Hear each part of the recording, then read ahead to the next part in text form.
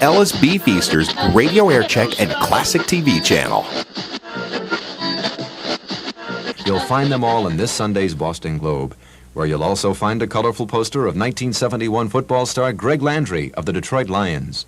To have the Globe at your doorstep every day, dial 288-8000 and ask for home delivery. This is Jerry Williams on WBZ's 50th anniversary. It all began September 20th, 1971. With us, two young men who made a great contribution in the 50s, and perhaps before that, as far as I know, Bob Elliot and Ray Goulding, who were back in the early days of radio here on WHDH. Is that right, Bob and Ray? Yeah, that's right. What year? 46. On WHDH at that time? Yeah. What time of day were you on? We're on in the morning. Early morning. And then before that, before the war, I was at WEI for a while, and Bob was at, WHDH. Yeah. Were you doing the same thing? No, just doing, straight announcing duties. Why are you laughing about the straight announcing duties? They weren't very straight, no. In those days, when everything was very formal, though, how could you get away with that sort of thing? Well, I don't know. That's a mystery, I guess. I really don't... There's some kind of a breakthrough. Yeah. See, now that we have you people on the air, when did you ever get rid of the BZA? Oh, come on now. You're telling your age. You're not reading broadcasting. That happened last week. Gosh. No, what did you ever do to those studios in the Hotel Kimball in Springfield? The Hotel Kimball in Springfield has now been leveled. It is a permanent Democratic convention. That's what happened to the hotel in Springfield. Well, we have a lot of memories of BZ. We were talking about some of the old guys this afternoon. And do you remember the time they had a lion from the circus up for an interview, and it got loose? No, I don't remember that. I've been in Boston since 57 through 65 and over to Chicago and back. So, yeah. What year was that? Oh, this is way back. I think in maybe the late 30s, I remember. You remember that, Ray? Yeah, sure. Was it the MGM Lion? No, it was one with a circus, I guess, and they had some kind of a publicity thing, and they got him up to the Bradford, and he didn't like it. And what happened? Oh, he jumped through a window, as I remember. They got him. I guess he was fairly tame. Actually, Bob and Ray, how long were you in Boston? As a team, we were 5 years as a team. Excuse me, 5 years as a team. On HDH? Yeah, but we're both natives, from around Boston. Right. Where we both worked at radio stations in that, in the area. Yeah. Ray, where did you come from? I came from Lowell. And Bob? I grew up in Winchester. Both country boys. Yeah, right. For people who call me from Lowell, I always indicate that everybody has to live somewhere. Yeah, that's right. Winchester still has the aura of wealth about it, except for Frankie Fontaine. Yeah, it's grown. I haven't been there too recently, but the last time it about doubled what it was when I was last there. What happened to that HDH morning program? How successful was it? Were you doing the same thing that you're doing now, or in radio generally in the 50s and 60s? Well, I tell you, we had, what's the fellow's name that does the morning show on WBZ? Now? Yeah. Oh, well, now. He's been doing it forever. What are you talking about? I know, I can't think of his name, though. Carl DeSouze. Yes. Well, he was on the same time we were, and that goes way back. Uh-huh. And I forget who was on WEI. Well, undoubtedly, he must have beat you in the ratings because Carl has been #1 all these years. Chased us out. Yeah. Did people not like it in the morning, or were you not? Oh, they liked it, and Yeah? the station liked it, and that's when they decided to extend it into an afternoon show as well, which is on just before the ball game. No, we left to join NBC in 1951. When you were doing a morning show, and you had to do 3 or 4 hours every morning, how could you come up with all the material that was necessary? Or didn't you? Well, we're just superhuman is the way I look at it. I recall one interview. I'm not sure it was on record or not, but it was a thing whereby one of you had to interview somebody in your studio audience. And perhaps you know the punchline. The question was, sir, where are you from? And he said something like Lowell, Massachusetts. What's the most exciting thing that ever happened to you? He said, well, I was once run over by a train. That's right, I remember that. Do you remember that? Yeah. And the question to follow that up to the fellow in the audience was, how does it feel to be run over by a train. Hello? Yeah. And do you remember the answer to that? No. He says, well, it's sort of like having a train run Oh, over yeah. you. Right, right. That's right. Those guys are funny. That's your material. That sort of material, are you doing that on stage now, Bob and Ray?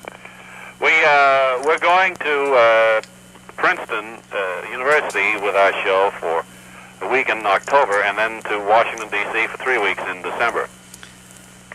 That's, the two and only show that we ran on Broadway here. Right. How does that transpose itself to the theater, knowing that... We were quite happy the way it was transposed and the way it was received. It went over quite well, I think. And after we did nearly 6 months here, we went on the road for 2 months. Went out to the coast. Were you nervous about that transition? Yeah, we were quite concerned. But after we began a couple of times doing it in front of an audience, we felt secure. Well, more secure. it was the first time we ever had any live reaction, When you're doing radio shows, as you know, you always figure somebody's listening, but you're never quite sure. And this was really a wonderful feeling to be on a stage and to get, instant reaction from an audience. It was a luxury that we had never had before.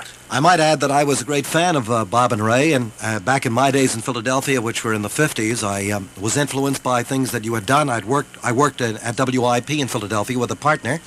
His name is Harry Smith, and we did a two-man thing called the Gag Busters, by the way, named by one of the local columnists, and we did that sort of thing with a group of homegrown characters, and we were fairly big in Philadelphia until he found out I was getting more money than he was. That broke up the team. Well, and those things happen, right? I guess they do.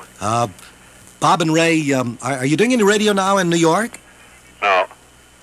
None at all? No, we do a lot of commercial work, and no radio. We're on up in Canada. We've been on up in Canada now for how many years? 15 or 16. Yeah. In a syndicated program? Yeah. Do you prefer not doing radio now, or? No, it's just that we have these other commitments, and we just can't tie ourselves down to a regular radio show every day or whatever. It's just, we couldn't, for instance, go to Washington for 3 weeks and do a radio show here in New York. It'd be impossible. Who were some of the people in the business in the late 40s and 50s in Boston at that time? Oh, well, let's see. Well, Arch McDonald at WBZ, and right. And Arch is now on Channel 56 on WKBG. And what? He's moved over to WKBG Channel 56. Oh, really? Yeah. That's the Leo Kaiser. Egan was there, I guess. Yeah, and Streeter Stewart. Streeter's still here. Yeah. And let's see who else. Wally Ballou. Yeah. And I don't know. I'm trying to think. At WBZ now. Not necessarily at WBZ. People in the business in Boston at that time. Oh, in Boston? Yes. Well, like over at EEI, it was Ken Ovenden and let's see who else. Carl Dickerman. Yeah, Carlton Dickerman. And let's see, some of the other stations in town. Well, at WHDH, Fred Cole, and Fred Cole's an old WBZ man. That's right. And let's see who. And Richard Leo Egan. Well, Kurt Gowdy, of course. Right. Yeah. Jim Britt. Jim Britt. Isn't Jim Britt in Chicago now? Is he? I don't know. Yeah. I'm not sure. And Tom Huzzy, and that's about it. Let me interrupt for just a moment. Bob Elliot and Ray Goulding, Bob and Ray, formerly of Boston, now, of course, doing a great two-man show around the country. This is Jerry Williams on WBZ's 50th anniversary. Stand by. We're into your head with the best sound around. Come on down. Once a year, speaker savings time is here at Allied Radio Shack now through the 25th, 25% off compact acoustic suspension speakers. 5-year guarantee, regularly $30, now on sale for $22.50 each. We're into your head with the best sound around. Come on down. Save 25% on speakers at Allied Radio Shack this week. Hi, I'm BZ's Guy Manila. Families, loners, and even dating couples enjoy Boston's Museum of Science. Open each day and Friday nights till 10. It's air-conditioned with free parking. Call 742-1410 for more information. Bread is one of the foods most necessary in providing a completely nutritional diet. When nutritional experts stress the importance of bread, remember, Nissin's Tender Crust bread supplies vitamins, iron, protein, nutrients essential to good health. Food we eat most often, bread is one of our most important foods. Think about it. Nissin's Tender Crust bread, one of your most important foods. For flavor, freshness, and good nutrition, buy Nissin's Tender Crust, the bread with all the good things baked in. Now let's return to Bob Elliot and Ray Goulding. Bob and Ray. Which one of the characters, Bob and Ray, seem to come off as real to most of your audience? Well, down through the years, they've all been modified and distilled and changed and altered and all. And but I guess Wally Ballou probably. The first one was Mary McGoon, which is a falsetto voice that I did. Right, Mary McGoon's fantastic. Yeah. I would guess anyway that Mary McGoon, to many of your audience, might have come off as being a real person. Probably so. And they did to us, too. Yeah. And do, you know. Is Mary McGoon there? Can I talk to her for just a moment? Just for a few moments. Her voice goes very quickly on her these days. Yeah. Why is that? Well, she's on in years. I see. Mary, how old are you now? That's no fit question to ask a lady. I see. Are you selling anything special these days? No, I'm still on the beer truck. I didn't realize that you had done that. Well, I just ride around with them now. Years ago, I used to help move the barrels. But I just ride. I know the route. Well, naturally, if you knew the route, who else could learn it these days? Right. Particularly in New Well, York. the youngsters just don't want to take the time to learn the beer route anymore. That's the way kids are. They just simply don't want They to want do to start right at the top. Right. They don't like these kind of menial jobs. Is Wally Ballou around, Wally? Yeah, I'm here. Hi, Wally. Hi, have you Jerry. interviewed any fascinating people recently? Well, no, not too recently, but whatever I have, they've been pretty interesting, I find. Wally, I've always wanted to ask you this question. Do you have an adenoidal problem? No. No, that's not you've never noticed it. I always wondered about that. But it's just it's I not don't have a it. sinus problem or something. No problem at all for me. I see. Are you on assignment these days, Wally? Occasionally, yes. Where are you headed? Well, I don't know. I Ron hope to do Ziegler? some political interviews when we go to Washington. Oh, do you? Ron Ziegler and people like that? Yeah. He certainly is a fascinating guy. Have you been in the inner circle of Mr. Nixon's crowd? People, I mean? But I talk to Sander Van Oker once in a while. Oh, yes. How is Sander? He's fine. I understand he was, as they say in the trade, dumped. He was what? Dumped. Oh. Yeah, I guess he was, as a matter of fact. Uh-huh. What's he doing, picking up time? No, I think he's going to appear on another network. I see. Well, it's good to talk to Wally Ballou. What other characters, Bob and Ray, so we can just recall them over the years? And did they develop? We had Steve Bosco, a sportscaster. Oh, yes. And Webley Webster. Oh, yes. Yeah. He was one time president of the Canton Garden Club. Right, and there was Mr. Trace, keener than most people, or most persons, or which one? Yeah. Let's see. Were they developed in Boston? Yeah. Yeah. All of them? The Smoky Valley Boys. Oh, yes. Yeah, we used to be on, in addition to the morning, we used to be on just before the Red Sox and the then Boston Braves, you know. Oh, gee, I have that distinction. I follow the Boston Celtics and the Boston Bruins and the Boston Braves. Yeah. And we used to do like a half-hour show before the ball, all the home games with the Red Sox and the Braves. And that's when we developed most of these characters, anyway.